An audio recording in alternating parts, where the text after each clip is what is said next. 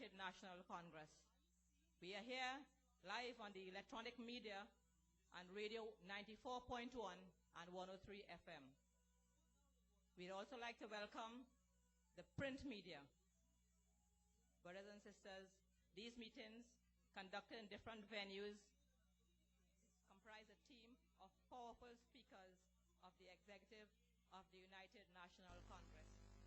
This evening, the constituency of Tunapuna welcomes the esteemed committee whose objectives is to explore and expand the issues and concerns that affect us at a national level.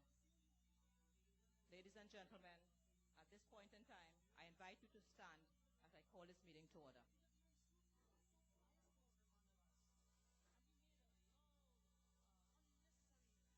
Could you all wait for the national anthem? As we call on Councillor Glenn Ramsey soon to lead us in a universal prayer.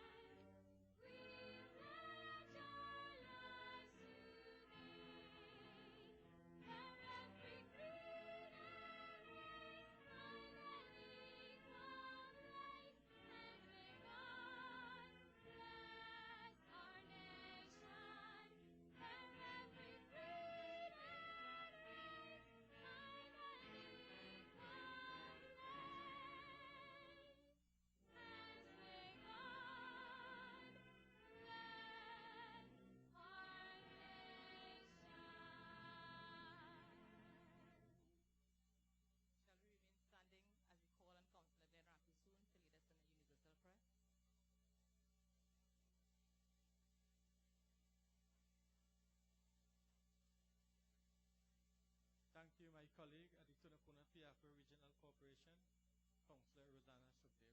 Let us all pray. Almighty God, as we come before you tonight in this divine gathering at this community center, we pray, dear God, for your presence in our meeting here tonight. Father, we ask you to take your divine hands and bless our political leader, bless our members of parliament, our senators, our councillors, and all our hard-working, loyal activists. We ask you, dear God, to remove any obstacles in our pathway as we prepare ourselves once more for good governance of our beloved country, Trinidad and Tobago. We ask you, Heavenly Father, to remove the pain and sufferings experienced by our law-abiding citizens. We pray for all our speakers here tonight. We also ask you, dear God, that they would deliver invaluable and meaningful contributions. In your name, Heavenly Father, we pray. Amen. I would now like to ask you all to have your seats. And I would like to ask my senior colleague, not senior in terms of age, but most experienced, of course, my colleague at the Tunapuna Piapa Regional Corporation, Councillor Shama Devanarayan, to introduce our speaker, our chairman for tonight's proceedings. Shama, over to you there.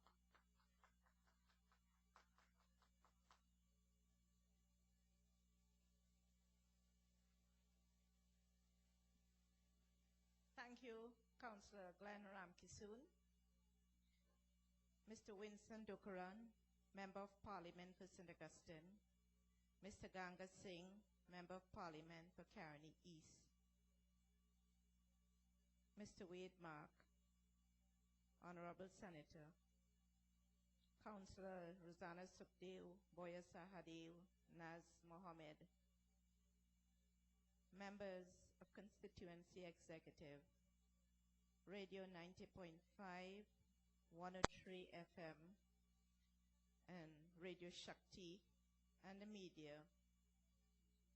and of course, fellow UNC activists, let me say a very big and warm welcome to each and every one of you here tonight at the El Dorado Community Center at Cora Road, El Dorado. It is very good to see so many of you here tonight. Your numbers here tonight tell us that you're in support of our Monday night meetings, and it says at the same time that you are very dissatisfied with the performance or non-performance of the present government. Tonight I'm here to introduce our distinguished chairman of tonight's proceedings. Tonight's chairman is a man who came from the bosom of the working class. He was a former president of the Bank and General Workers Trade Union. He has held the position of chairman of the United National Congress for a number of years now and continues to hold that post to this day. Our chairman is an opposition senator in the upper house and doing yeoman service for the citizens of this country. In the Senate, just a few months ago, this senator very effectively charged the PNM government with closing down Carney Limited without cohesive plan for the future of this company and its employees. Today, brothers and sisters, we hear frustration in the sugar belt owing to the dismissal of workers. This frustration has become so overbearing to the extent that we are hearing of suicide in this community. Carney Limited is doing so badly that I am informed needing 47,000 tons of sugar to save our external quota. We have only produced just over 20,000 tons, and we are already in April. It seems as if we are going to lose this quota. The opposition warned this government of shutting down this industry without a plan. Our senator, the Honorable Wade Mark, was very vocal about the upsurge in crime and especially kidnapping. He dealt extensively with the Equal Opportunities Bill and why is the government not putting this piece of legislation in place. Senator Mark is presently continuing to advocate for constitutional reform for this country. Brothers and sisters, put your hands together and welcome our chairman for tonight's proceeding, Senator, the Honorable Wade Mark. Thank you. Peace, oneness, example to the world. Whoa, why, yeah, yeah, yeah, yeah. Why, yeah, yeah, yeah, yeah. Look how long my foreparents came from Africa. Look how long your foreparents came out of India. My brother. Thank you very much, Sister Sharma Dionarine, Honorable Member of Parliament for the St. Augustine constituency, Winston Dukaran, Honorable Member of Parliament for Carney East, Ganga Singh. Let me recognize many of our councillors here this afternoon. Also, Senator Roy Augustus. I also want to recognize the executive members of the Tunapuna constituency and its chairman, Brother Swift. And brothers and sisters, may I take this opportunity to also recognize members of the media who are here with us this afternoon, both electronic and print. We are in Tunapuna tonight as we continue our series of Monday Night Forum, as we bring the Parliament to you, the people, as we bring the issues that we raise on a daily basis or a weekly basis in the Parliament, and because of the poor media coverage, many citizens are not aware of the role and the issues and the contributions that we continue to make in defense of the people of this nation. I want to let you know tonight, before we get going into the meat of our program, that some of you may be concerned over the fact that you did not see your party and your representatives at the various celebration points today as we celebrated our hero, Brian Charles Lara. Let me say that the United National Congress warmly congratulates Brian Charles Lara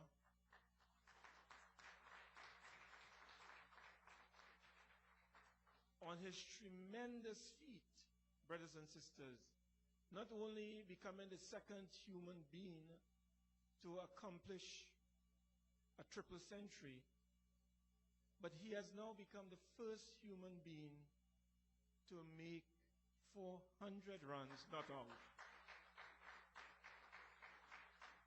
And we, like you, celebrate him because he's a son of the soil and he's a person who has shown tenacity. And although there were times that we were disappointed, Brian is a man with tremendous courage, and we warmly congratulate him on that magnificent 400 runs, brothers and sisters. We would have liked to be part of those celebrations, welcoming him home. But I got a call 11 p.m. last night inviting the opposition to Piako at 12 today.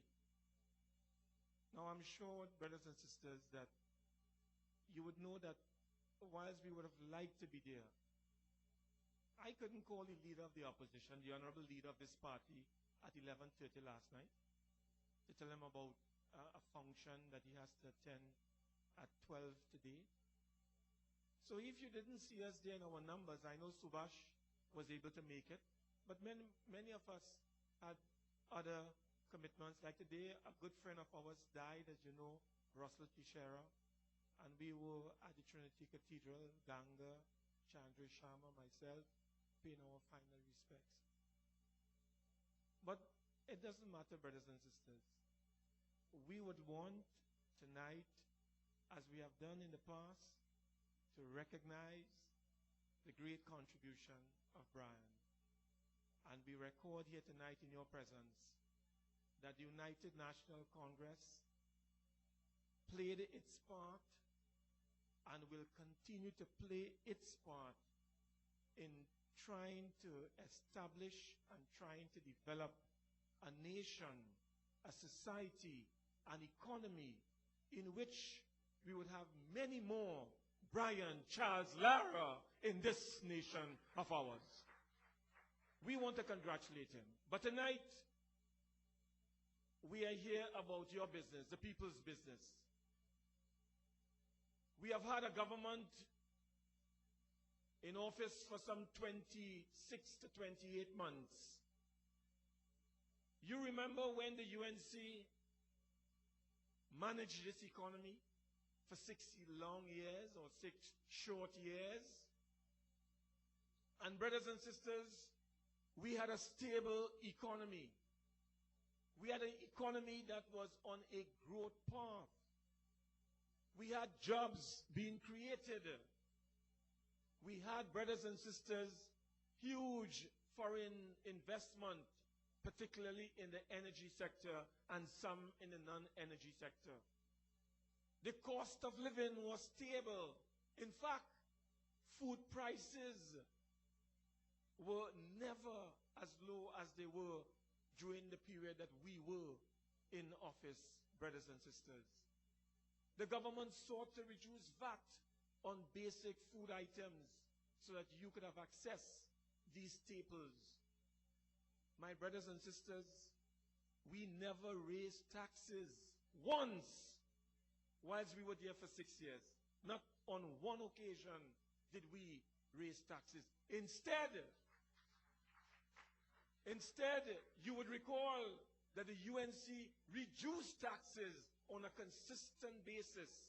The UNC sought to improve the quality of life of the ordinary people, particularly our old age pensioners who were getting $456 under the PNM when they were there between 91 and 95. And we brought it to $800, and we were going to the same $1,000, brothers and sisters, that they are now enjoying today. And we congratulate the old age pensioners for having received that sum of money. The point I'm making, brothers and sisters, is that we were concerned about the quality of life. This is a rich economy. The gross domestic product, which is the total value of goods and services produced in our country for any year, at the end of 2003, was $67 billion. We don't have a poor country here. The per capita income is about $7,000 US per person, brothers and sisters. We don't have a poor country. This year, for the 2003-2004 budget, the PNM budgeted a price of a barrel of oil at $25 US. Today, that barrel of oil averages around $33. They had a deficit of over $500 million. Today, at the end of February, they have a surplus of over $750 million. So the oil price is causing our revenue base to expand and to increase. But yet still, brothers and sisters, Mr. Manning and the PNM went in the last budget and committed a grievous sin, a cardinal sin against the population. When they increased the price of fuel, gasoline, dieseline, brothers and sisters, and with the result of that, the cost of living has skyrocketed because kerosene and fuel and super gas and regular and diesel constitute the base of a lot of economic activity in our economy. And what you have now is push inflation. Because when you increase the price of gasoline and I have to transport my goods and the cost of my goods increase, I have to pass on that to you as the consumer. And brothers and sisters, what is happening today? The last report coming out of the central bank revealed that food alone has jumped by some 13.8%, close to 14%. And that is only the central bank, based on CSO data. You are feeling it every day. It is not 14% for you. It is almost 100% for you, because every day you go in the grocery, you have to pay a different price for basic goods, whether it is rice, sugar, flour, oil, anything you think about, brothers and sisters. What it used to cost you to spend at the end of a week, 300, 200, it's now costing you twice that amount. And Mr. Manning and his economic policy is responsible for this development. The only activity that is taking place in this country is house padding. They're building houses fast, fast, fast. In Tunapuna, in St. Joseph, in Barataria, San Juan, in San Fernando West, in Ottawa Mayaro. To do what? To steal the elections. Using our taxpayers' money, our money, to cut our own throats and to undermine our democratic framework in Trinidad and Tobago. They have spent over $60 billion in 2.5 years. And what do we have to show for the monies that they have spent? They could tell us economic growth, yes, increased by 4.1% according to the central bank. We have plenty foreign exchange reserves, equivalent to 6.5 months of imports. They say that we have a foreign exchange rate that is relatively stable, 6.30 to $1. The unemployment rate continues to rise in this country. They cannot come to grips with the unemployment rate. So whilst the indicators, the big indicators, what they call the macro indicators, tend to look good, that don't tell us the real story. You have to look below and behind those indicators to see what is happening. And we have to go down to the basics now. What is happening to you in terms of healthcare services? Not even a Panadol you can get in the hospital today. People are dying because they have no proper healthcare facilities in a society that has a budget of over $20 billion, and we have a gross domestic product of over $67 billion. We have over 300,000 people living in poverty in a population of 1.3 million people. And we say that we are rich. Where is the money going? The money is not being filtered down. It's not being trickled down. It is not being properly distributed. The wealth and income of this country, brothers and sisters, are unevenly distributed. The rich are getting richer and the poor are getting poorer because of the economic policy that is being pursued by this administration. Brothers and sisters, we are heading for a catastrophe in Trinidad and Tobago. We have two economies in one society, one nation. One is called the energy sector. That alone is keeping the economy going. It grew, the central bank says, by 11.4% in 2003. But the non-energy sector, which is the heartbeat of this economy, construction, agriculture, manufacturing, the services sector, banking, finance, transport, communication, grew by less than 1.8% in 2003. So, brothers and sisters, we have what is called a lopsided economy.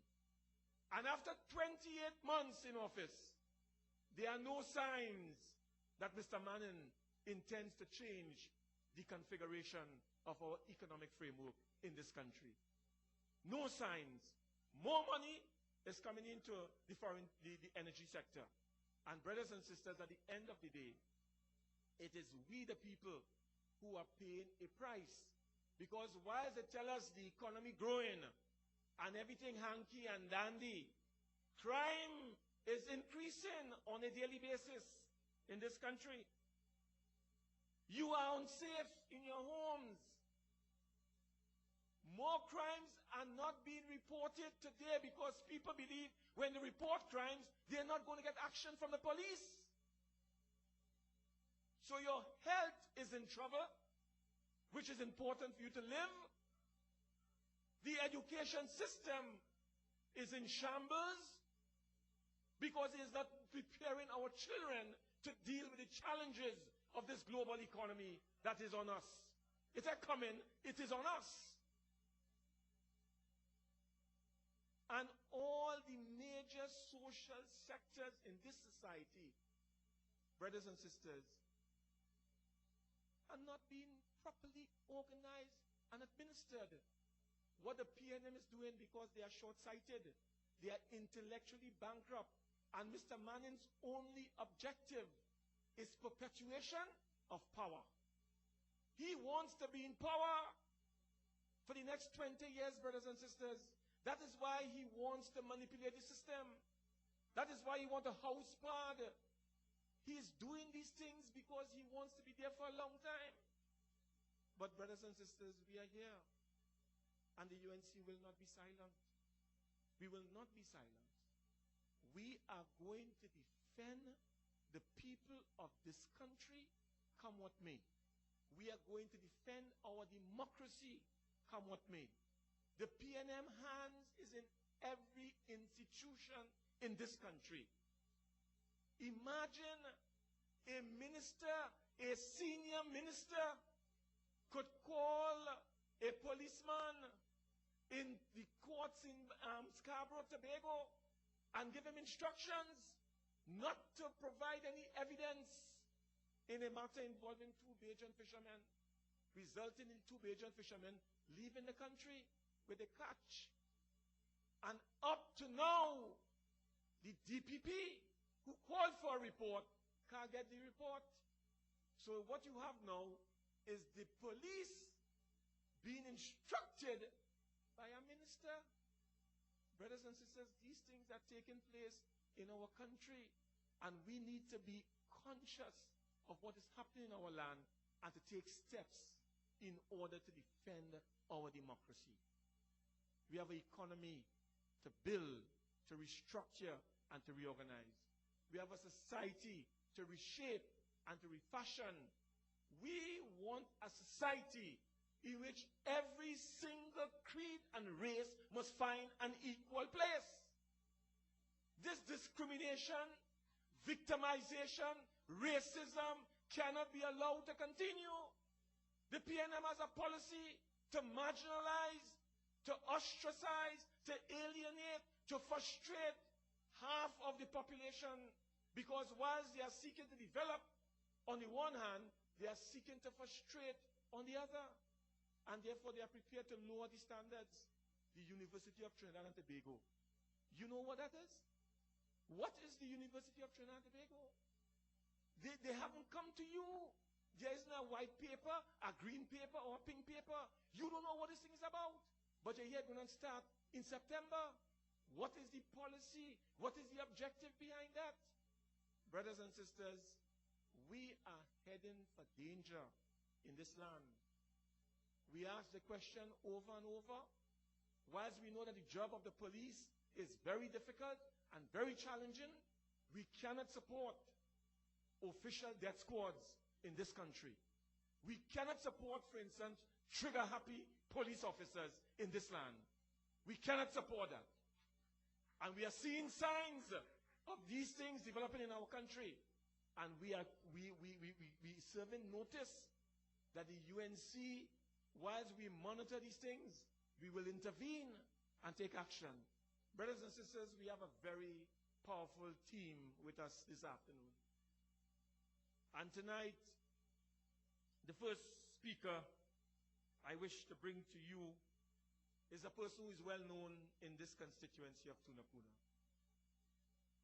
He was a live wire in the last elections here in the Tunapuna constituency, when Carlos John received close to 10,000 votes in this constituency, which was the largest ever amount of votes cast in favor of a UNC candidate in this Tunapuna constituency. And our brother played a big role in laying the foundation. He's now a senator. He has replaced our beloved comrade, Anim Smith, who passed on to another realm of existence. And I want you to put your hands together and warmly welcome Senator Roy Augustus, who will now address you. What massa made all of them suffer? On the plantation they were paying together. Today this is our place. How come now we talking race? How in the world did it ever come to this? Hey, I still love everybody in this blessed place. Thank you very much, Mr. Chairman. My colleagues at the head table, Winston, Ganga, and all you friends sitting in the audience. It is good to be in Tunapuna. As the chairman indicated, I was part of the last campaign, and I always regret that we did not win.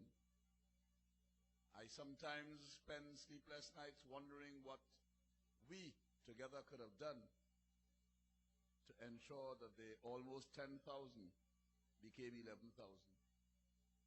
And I wonder sometimes whether all of us are now considering what we can do to convert the almost 10,000 into 12,000.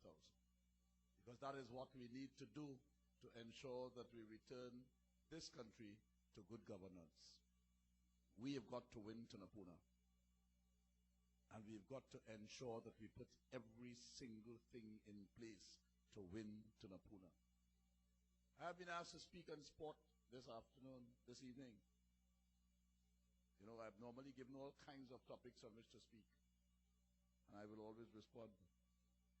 And it is fortunate, on the one hand, that I'm given the topic on a day like today, when Brian Lara has been serenaded by the nation. I will use another verb later on. It is unfortunate also that I have to speak on a day when one of our top sportsmen was interred, Russell Teixeira, the man with whom I grew. And those of you may be surprised, I played football with him also. He doesn't look so now with the girth I have here. But he was a good man. A very, very good man, and the eulogy delivered by his wife today indicated what a good man he was. It is the kind of person that the UNC as a government always wanted to ensure that we develop in this country. He was a man from the East River. Not too many people know that. He came from Nelson Street. He grew in Nelson Street. And he developed into the kind of person that he was when he died. I feel proud about that, extremely proud about that. It tells you that it is not where you come from, but what you are allowed to be exposed to that makes you the kind of person you are as you grow. And that is why I will always be part of this UNC team, because I am satisfied that this is what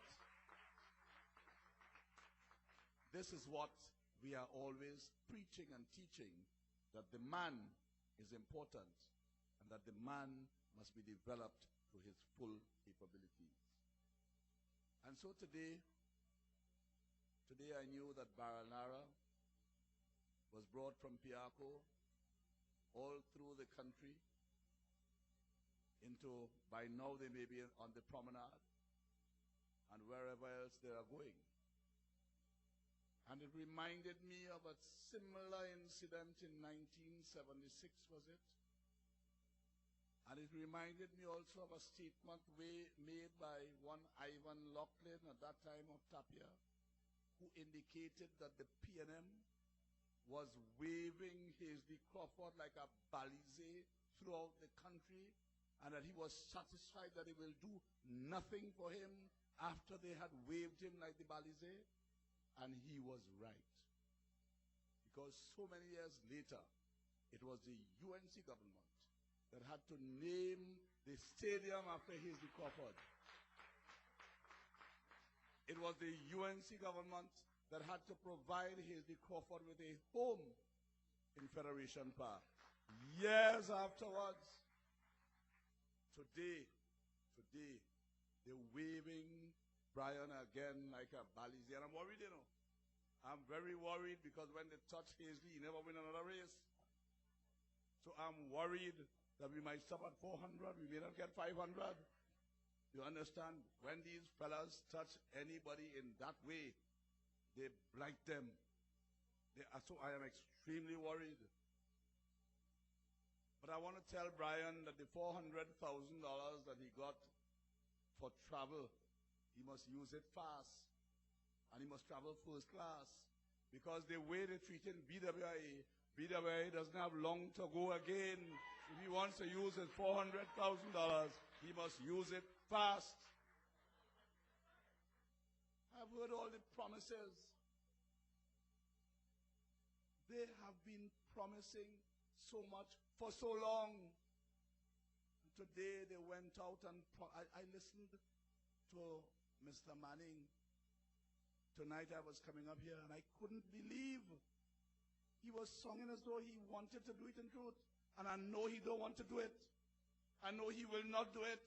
And I've recorded every single thing that he has said.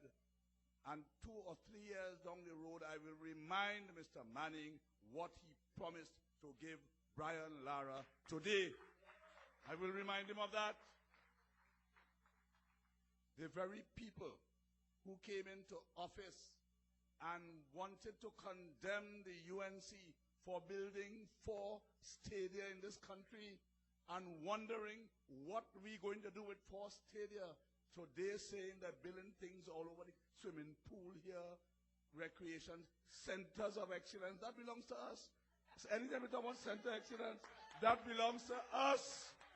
If they want to build center of excellence, tell them come to us. We will teach them how to do that. And he's promising all these things. These people condemned the UNC for the 4 stadia that were put down throughout the country. I couldn't believe it when I was listening to them.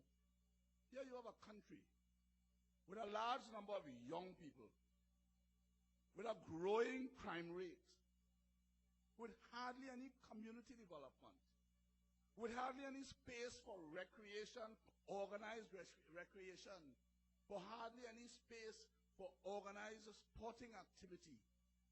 And a government comes and puts it down. You come into power, don't know what to do with it, not come into power, but you were given power by that fellow from Tobago. You don't know what to do with it, and you condemn the people for putting it there. Recreation is always good in the development of young people in this country.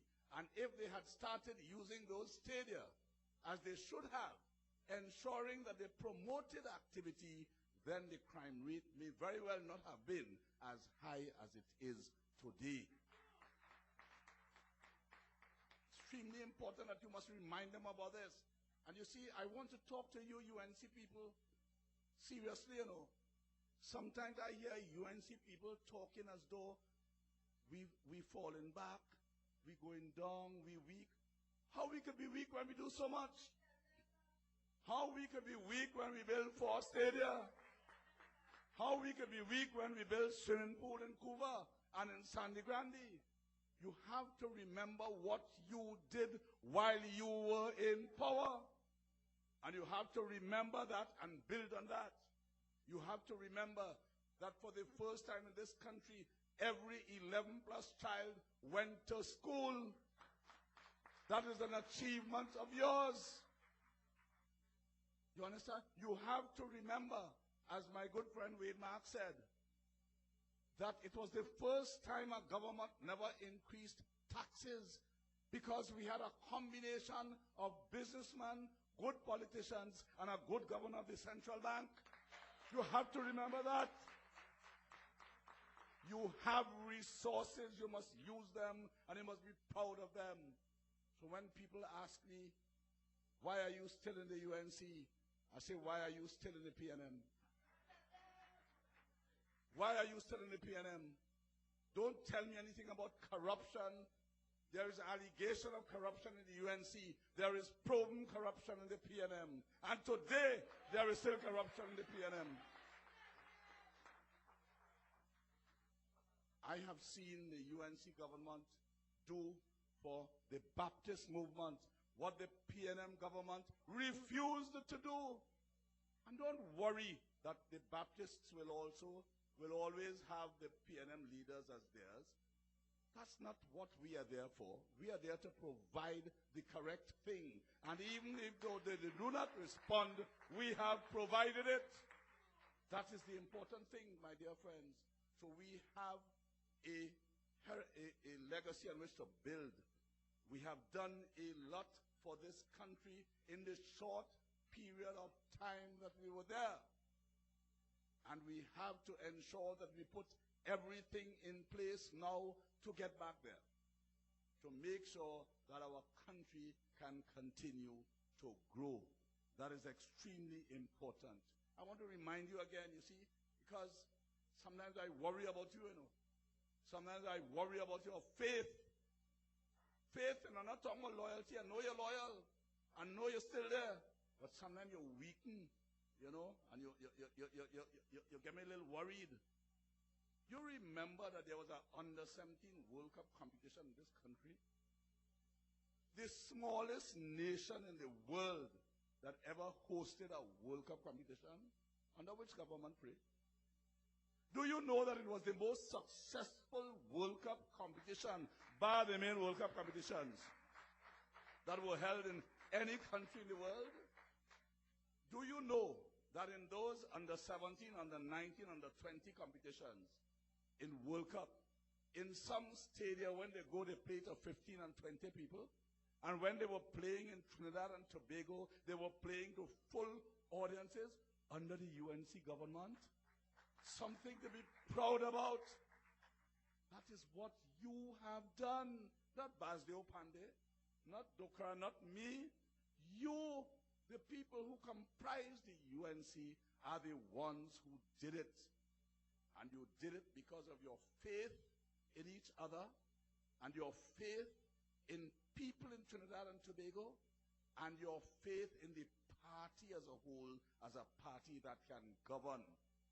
Why are you losing that faith now? Or are you? You must not. You must not. We have to go forward. We have to go forward now. The elections may be called next month. It may be called next year. It may be called in the next 4 or 5 years. Whenever it is called, we must be ready. Whenever it is called, we must be ready. Tunapuna is one of those constituencies that have problems. Any human organization will always have problems because you're talking about different people coming from different backgrounds, trying to live together in one shell. What you have to do is to be able to manage those problems. My good friend Eddie Hart will not be there 2 or 3 years from now. They have a problem. I want to tell you something. We have a candidate already. We have a candidate already. I know the candidate, but I'm not telling you all the idea. But it's a big, big candidate for Tunapuna. You understand?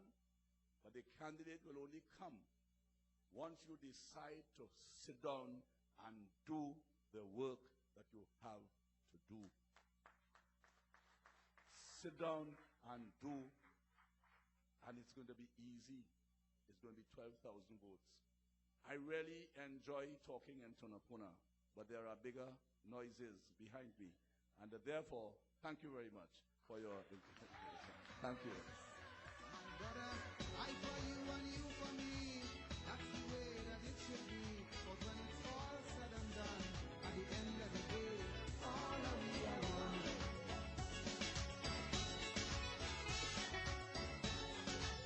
Why, yeah, yeah, yeah, yeah. Oh, yo, yo, yo, yo. Ah, yeah, yeah, yeah.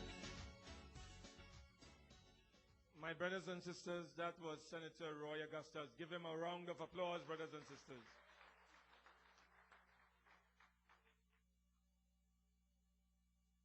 Brothers and sisters, our next speaker is a man who has contributed in a very significant way to improving the quality of life of the people of our republic. Today, as you know, we must be thankful for the rain because many people in this country are without water in the dry season. WASA is now putting advertisements after advertisements in the newspaper calling on you to conserve what you don't have. How can you conserve water when you don't get water? But brothers and sisters, we had a brother, a worker, and he was given a mandate to transform WASA and to bring water to the people. That's what Ganga is about. Ganga is about water.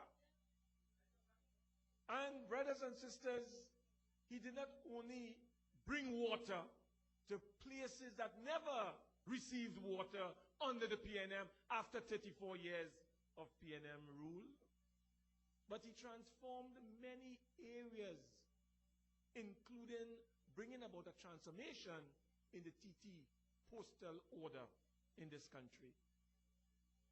The former Minister of Public Utilities, the former Minister of Human Development.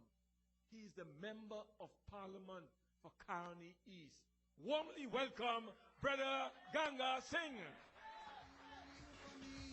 That's the way that it should be. But when it's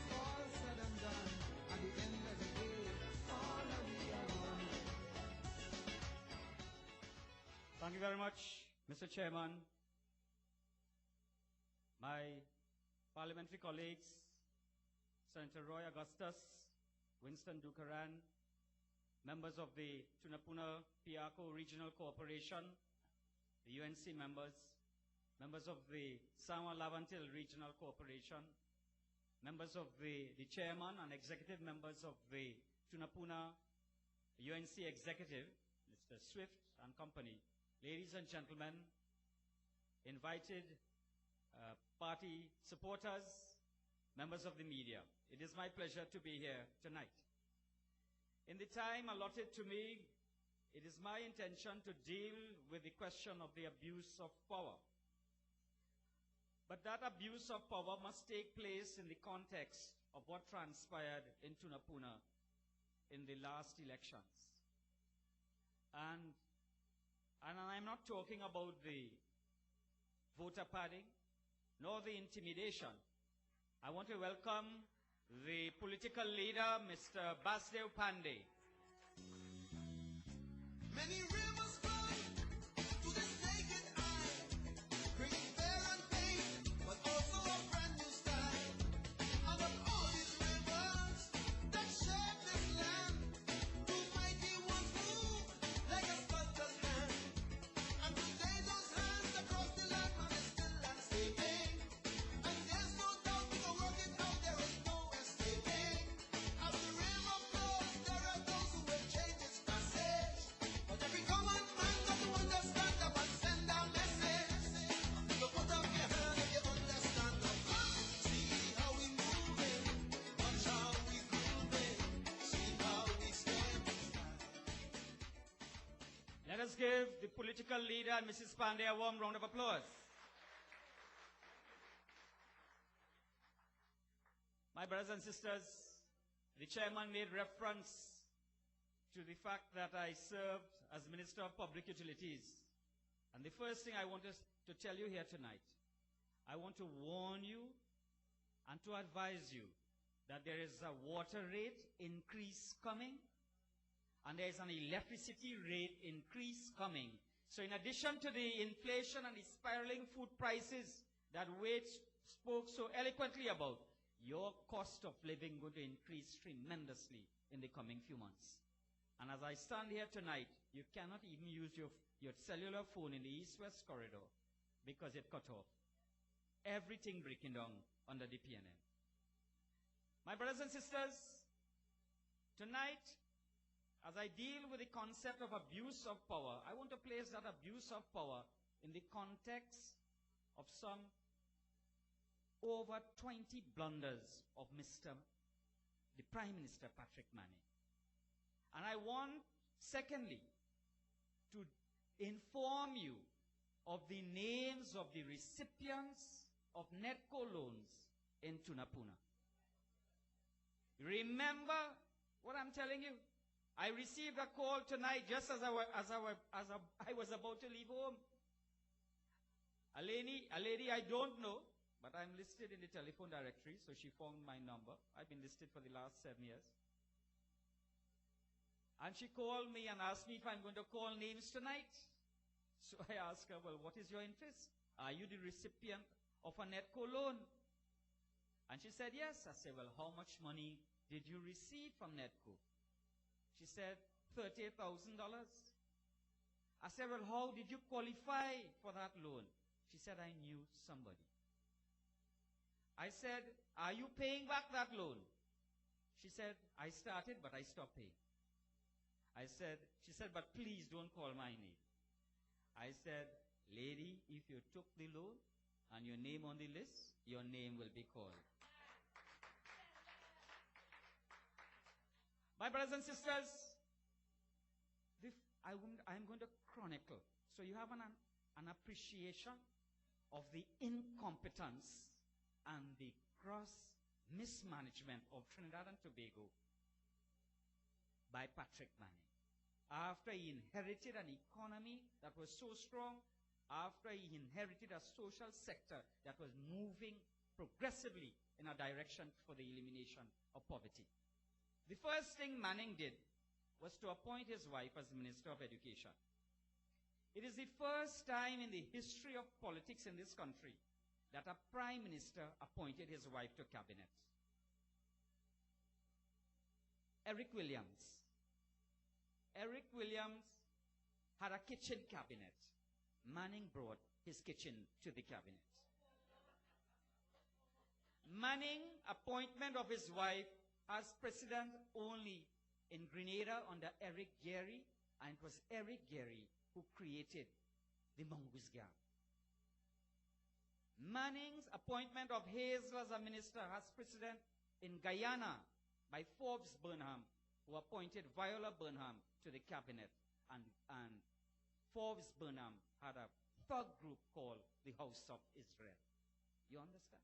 Secondly, Manning intervened at the Marabella police station on behalf of his driver.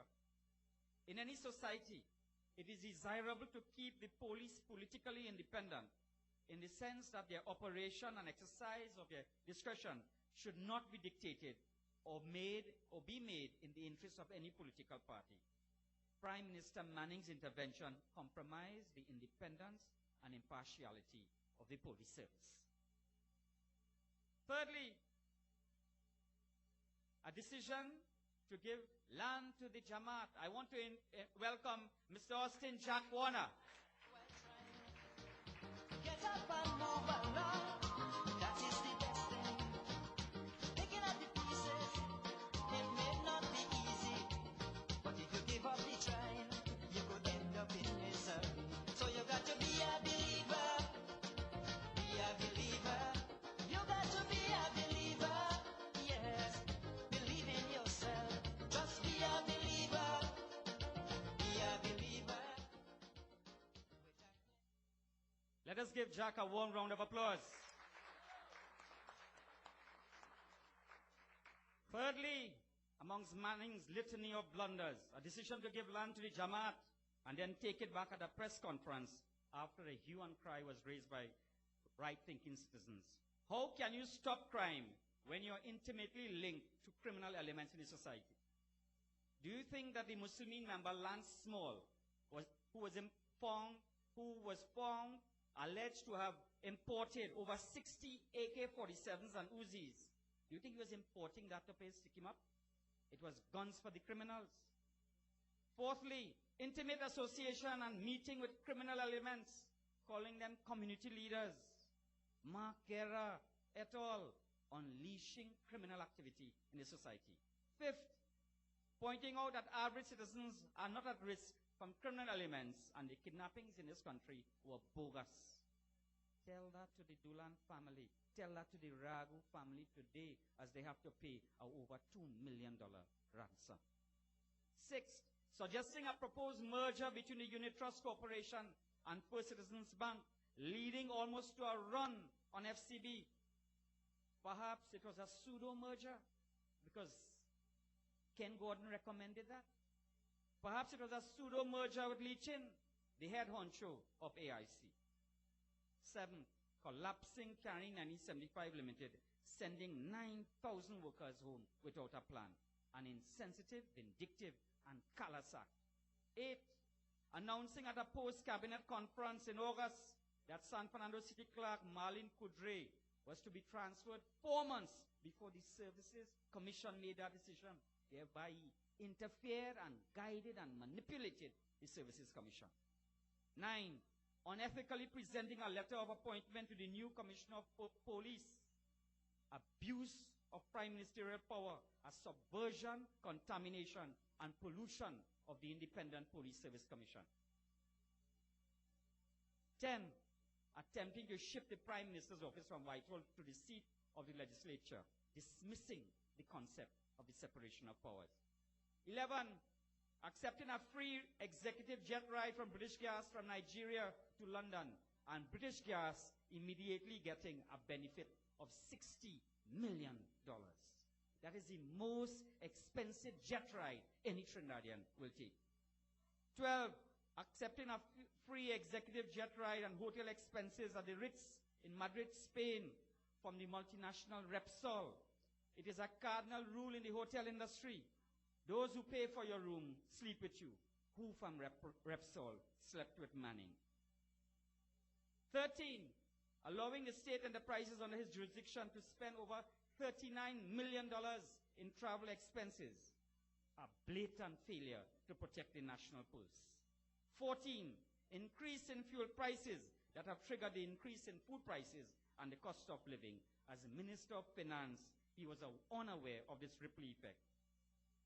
15, allowing his good friend Malcolm Jones to allow Petrotrin to lose $120 million and reward an incompetent contractor, Kojo Construction Limited, some $31 million. And the latest that we found out on Parliament on Friday is that Malcolm Jones renovated the house in Petrotrin for over $2.1 million. This reeks of nepotism. 16, locking up MPs Manohar Ramsaran and Hamza Rafiq for staging a peaceful march against crime. 17, promising the workers at LNG that he would increase their sectoral wage and failing so to do. 18, the architect of CARICOM's failure to act in a timely fashion on Haiti. 19, acquiring laryngitis when confronted with the resignation of his minister, making reference to a newspaper column that says, dumb Patrick, dumb Patrick, time to talk. 20, he was convinced that a certain pastor inherited billions of dollars. He was a frequent visitor at the pastor's home. He gave the feature address at the pastor's launching of his pamphlet From Poverty to Prosperity. Now we are told that the pastor has no money. Manning is so easy to con. It is said in life, if you don't stand for something, you will fall for everything. Manning fell for the pastor's con. He even named Donna Carter Minister of Ecclesiastical Affairs based on advice from this pastor. 21, unleashing over 500 police and soldiers on the workers of ALNG at the request of the foreign owners of ALNG, BP, Repsol, and British Gas. It is easier for foreigners to get police protection than locals. 21, unleashing the police and then going to the ALNG strikers site, the workers' strike site, where he was jeered and booed, and then came back and said he made a statement. My brothers and sisters, I now come to NEDCO. This is a good example of how Prime Minister Manning abuses the public purse and rapes and plunders the treasury in order to stay in power. Notwithstanding his oath as Prime Minister, he abandons the national interest. You see, my brothers and sisters, the government embarks on a blatant attempt to cover up and to prevent truth from being disclosed. That has now become the leitmotif of the PNM. Whether it was cover up of the Bajan fishing issue so as to prevent a senior minister of government from being held culpable for perverting the course of justice, or whether it was the refusal to name the partner with which National Gas Company has entered into a memorandum of understanding to build an aluminum smelter, or whether it was the refusal to name the applicants and beneficiaries of NHA housing so as to prevent the UNC from seeing and making public the house padding, or whether it was an attempt to exempt the central bank from the Freedom of Information Act. You know, ladies and gentlemen, after the Sanatan Dharma Mahasabha asked a question under the FOIA for the central bank to list the expenses incurred by the central bank for that director, Selwyn Kojo, to name the airline expense. I understand he travels first class. Lara only has BW. Selwyn Kojo flies first class, the American Airlines also. What are his ground expenses? What are his lodging expenses? Is he maintained as a director of central bank at the Hilton Hotel or any other first-class hotel in Trinidad and Tobago? The central bank governor, Ewart Williams, refused to answer that question. the Sanatan Dharma Mahasabha went to court, as several citizens have to do, in order to assert that right to information.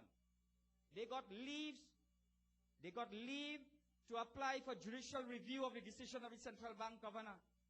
And that matter comes up for hearing on April 16th.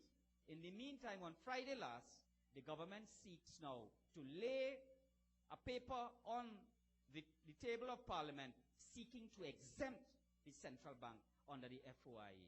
You understand? Failure. Similarly, in the NETCO matter, we sought that information through the Freedom of Information Act. We sought by asking questions of Parliament, and they refused to answer. But tonight, in the People's Parliament, at this community center in Tunapuna, I am going to give you the names of the beneficiaries in Tunapuna. 223 loans, $3.5 million, all given out before the last general elections. They bribed their way to victory in Tunapuna. All you want the small money or the big money? You want all? All, okay. Small money.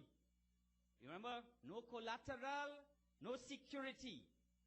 NETCO money. 0 to 10,000.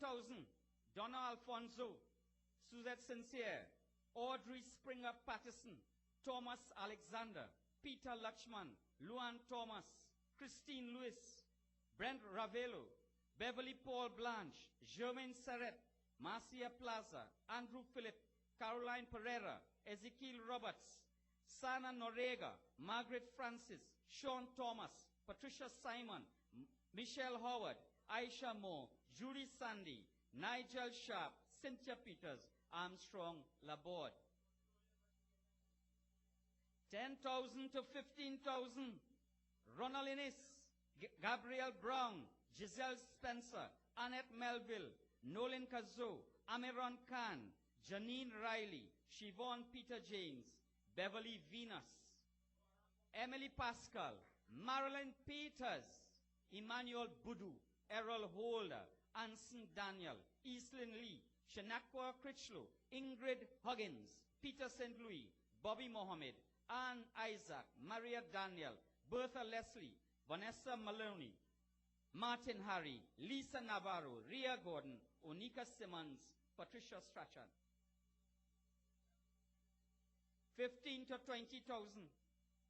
Free money. No collateral, no security, NETCO money. Richard Lewis, Natalie Pierre, Anthony Alexander, Indra Ramdas, Grace Guy, Paul Granger, Lindian Garrick, Dario Ali, Kelvin Raphael, Giselle Spencer, Annetta Melville, Kizzy Isaac, Hayden Peters, Jade Herrera, Matthew Mendoza, Anjani Maraj Budu, Natalie Kamabach, Joan Rennie, Joyce Boyce, Sherry-Ann Lalchan, Julia Clark, David Seeley, Richard Lianos, Anderson Figaro, Kevin Sude, Richard Williams, Lloyd Shah Samuel, Joanna Sween, Deborah Bishop, Roland Budu, Mahabir Kanhai, Ricky Abraham, Noel Bishop, Raphael Atwell, Kent Batiste, Ingrid Prince, Dulari Singh, no relationship, Charlotte Albert, Wilfred Lopez, Thomas Castillo, Kervon George, Sherry Samuel, Roseanne Solomon, Lisa Joseph, Sean Board, Jennifer Badal, no relation to Badal, Dina Aline, Marilyn James, Heather Craig Busby, Sabrina Kayam, Donna Gordon, Sonja Wong, Gillian Thomas, Erwin Roach, Mona Ramisa Mohammed, Anthony Steele, Elizabeth Estrado, Ronnie Joseph, Nikisha Fernandez, Sharon Hines, Ingrid Stevens, Leslie Lewis, Alicia Edwards. We're getting closer to where the air is rare. 30,000 and up. 30,000 and up. Trevor Sawyers, the lady who called me, naming this. Trevor Sawyers, Yvette Adams, Andre Maloney, Lester Samuel, Arlene Richardson Drakes, Elvin Street, Amin Gustav, Desiree Hamilton Williams, Innocent Vincent, Maylard Douglas, Nirmala Rampal, Trevor Brown, Kevin Allen Trotman, Brendan Mars, Albert Laveau, Frida Mohammed, Kamaluddin Abdul, Sherman Williams, Hayden Lamotte, Natalie Peters, Sheldon Lopez, Maurice Mejias, maybe somebody related in the council, Keston Morge, Paula Drakes, Mazzy Edwards, Robert Boudou, Diane Cambridge, Ricardo Holder, Jocelyn Koa, Jason Evelyn, Emily Del Pino, Alicia Mohammed, Maureen Humphrey, Casey White, Salome John, Sherilyn Alexis, Leslie Charles, Natalie Mentor, Anthony Daniel, Yves Leblanc, Margaret Renwick, Leslie Ann Critchlow, Gavin Phillip, Samuel Alexander, Roger Stevens, Keith Ramdial, Hazel Hernandez, Willard Gittins, Jerome John, Jermaine Richards, Donald James, Albert Charles, Shirley Adonis, Alice Dixon, Anne-Marie Jupiter, Francis Christopher, Collis Holler, Ray Johnson, Edmire Andrews, and Alicia Roman. 223 people, 3,589,072 cents. These are the beneficiaries. Ladies and gentlemen, abuse of the public purse. Abuse of power. And that is why we have to remove the People's National Movement from government. I thank you. And some tolerance, the first thing that you must do is truly believe in you.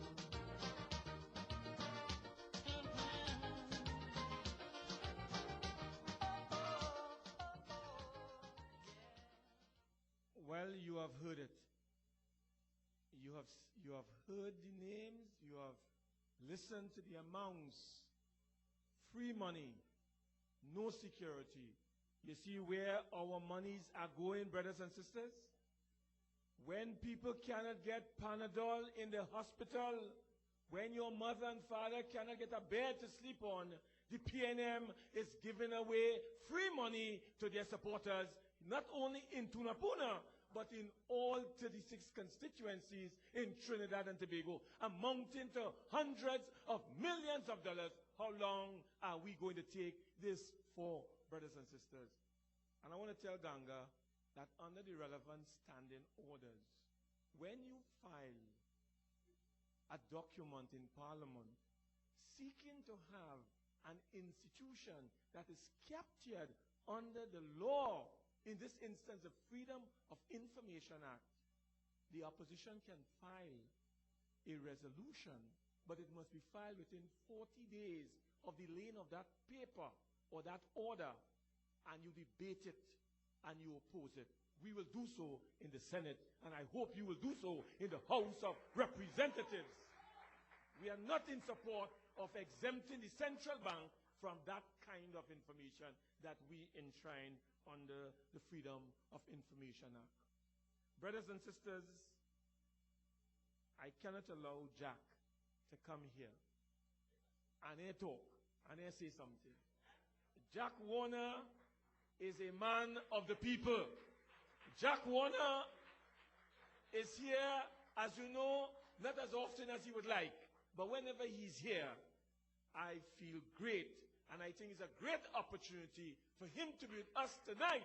And I call on him to bring you greetings on this occasion. Welcome, Austin Jack Warner. I took you to my bosom, fed you my oil. And even when you took and wasted and left me drained, there was always love for you in my soil. Thank you, Mr. Chairman. My political leader, his dear wife, and other colleagues at the head table, distinguished members of the only political party in the country.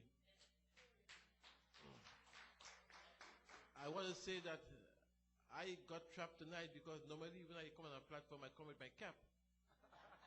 And I have no cap tonight. Nothing is twisted sideways, so you know I can't. I feel undressed, right? But I want to say that I have to leave the country in the morning, and I felt I could not bypass the meeting tonight and not show some solidarity with the effort and the campaign that is being waged throughout the country by the National Congress. I want to also say too that I leave tomorrow, I go to Cyprus and then I go to Johannesburg. But when I come back here, I will be coming back with the former President of South Africa, Mr. Mandela.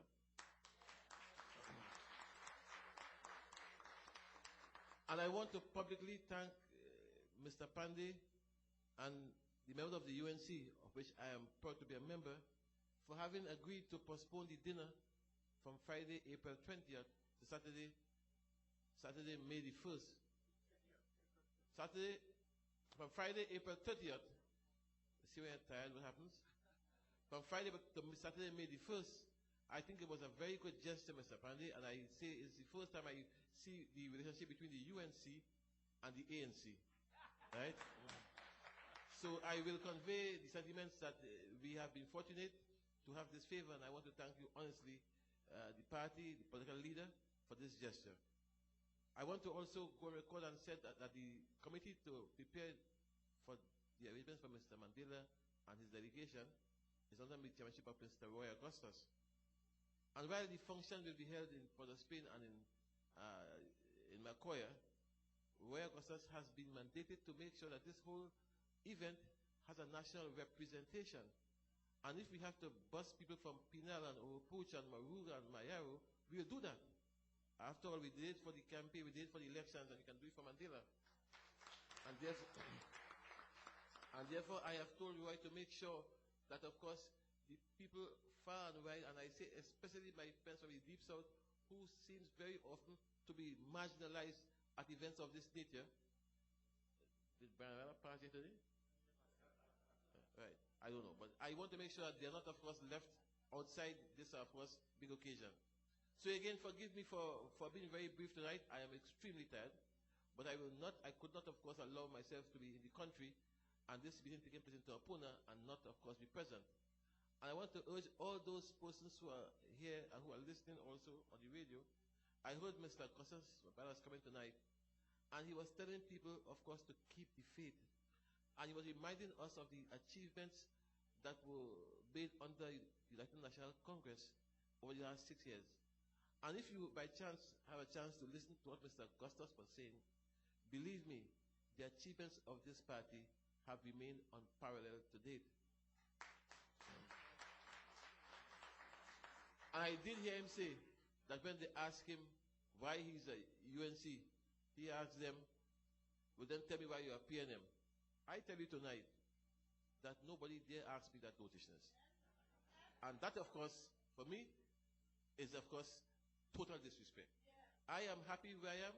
I have no intention, of course, of being asked why I'm here, because I think that, of course, by our deeds, by the work we have done, that speaks for itself. And I thank all of you here tonight, and all of you who are listening, for having kept the faith. Believe me, our day will come again sooner. Thank you. Setting no rules for the younger ones, bringing such grief and sadness into my household. In the end, they're still my daughters. That was our colleague and friend and comrade, Austin Jack Warner. Put your hands together once more for Austin Jack Warner. My brothers and sisters, for an economy to function properly, you must ensure that your monetary policy is in order. And you know that during the period that this next individual I'm about to introduce to you, whilst he occupied office, he played his role and he played his part. And he played it well. He has been in a struggle for a number of years. He's no stranger to you here in Tunapuna. He's a person who has contributed to the development of our nation over the last 20 years. He was a former minister of the government of the NER. He was a former governor of the Central Bank of Trinidad and Tobago. He is now, brothers and sisters, the Member of Parliament for the constituency of St. Augustine. Warmly welcome Winston Dukarana, our next speaker.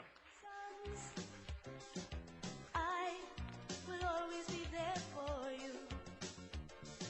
No matter what you do, whatever joy or pain that you are going through, I will always be there for you. I will be. Thank you very much, Wade, for your very generous introduction here tonight. Our political leader, Mr. Basil Pandey and Mrs. Pandey, Mr. Jack Warner, that ambassador of Trinidad and Tobago that we cannot see again, my colleagues, Senator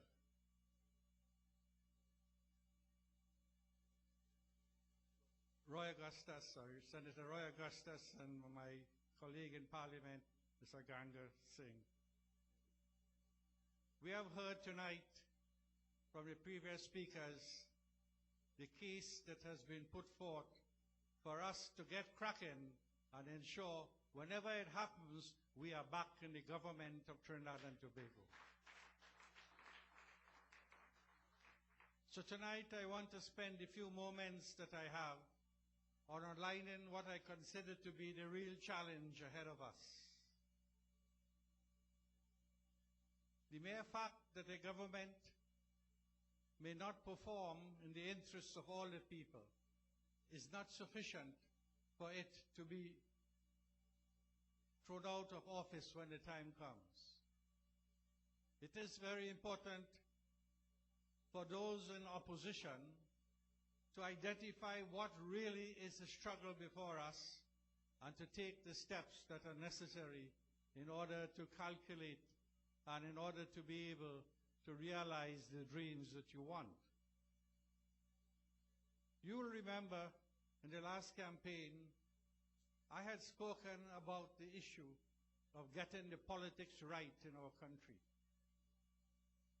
I used the opportunity then to try and raise what I consider to be the single most important problem we are facing today.